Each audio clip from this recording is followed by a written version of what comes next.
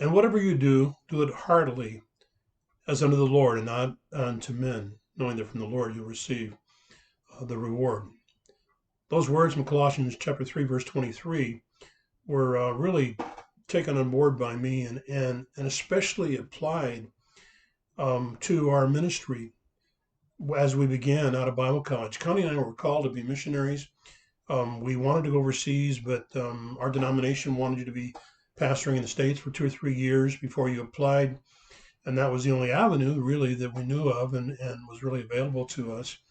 In any event, we made the decision to come to the Gospel Temple when we were interviewed and felt it was the Lord, and we came after our time in Israel, and and we sat down, we talked about this. He said, we don't just want to mark time and give anybody the impression that we're just kind of waiting until the real thing happens. This has got to be the real thing. This is where we have to be with all of our heart. And so at the same time, I wanted to further advance in terms of my skills and to enhance what we might be able to do in terms of ministry. And I found a program through the Western Illinois University. I was a Master of Science in Education, and they accepted me into the program. And I thought, I'm gonna get this MSE while I'm pastoring here, and it'll better equip me to do what God's called me to do. So I took that step. I enrolled. I was accepted, and actually, it turns out because of the timing of the Lord in releasing us from Moline after 2 years and 7 months, I only did 2 courses. But one of the courses was on career counseling, and there were about 10 of us in this course. I was the only pastor. Everybody else was involved in I think mostly high school. If they, I think one maybe a community college, but they were all educators, and at least the high school level, and me.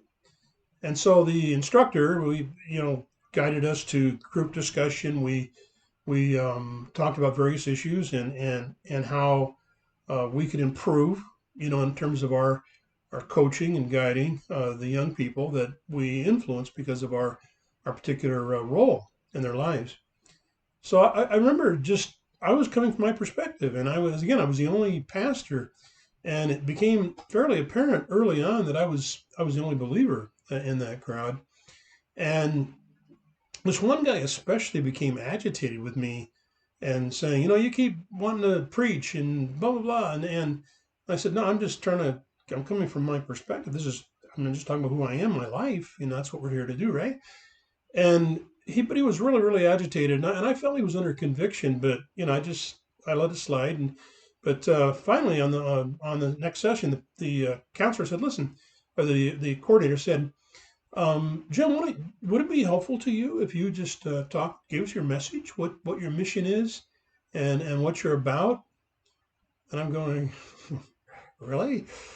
What an open door!" So I have these 10 educators here, and I was given the opportunity to express my faith in Christ, what my call was, and what I was doing, and how I felt that God was guiding me.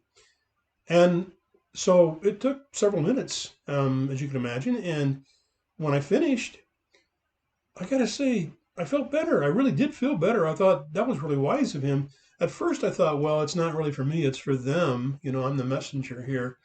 But I think we all felt better. And this guy just calmed down after that. And so my references then had a something he could connect to.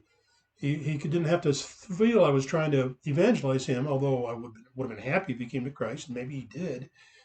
But he could reference, okay, well, that's where Jim's coming from. So he had a context. And these were really unchurched people. And I learned that context is really important. And see, for me, my context was everybody I knew were Christians. I grew up in a Christian home, and my friends were all Christians. And I didn't really have any friends like Jesus who were sinners and tax collectors. I didn't really, and furthermore, I just didn't know how to really talk to them.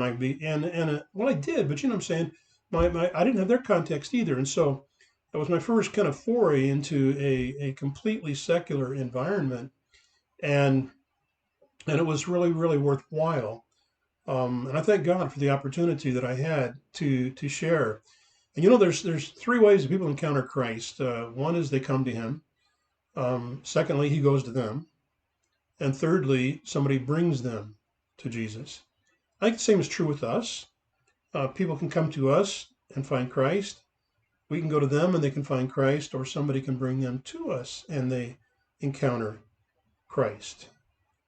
Encountering Christ. And the longer I serve the Lord and His church and His gospel and His kingdom, His people, the world, the more I am just deeply concerned and I'm really motivated to see people encounter Christ, however they get there, get to Him.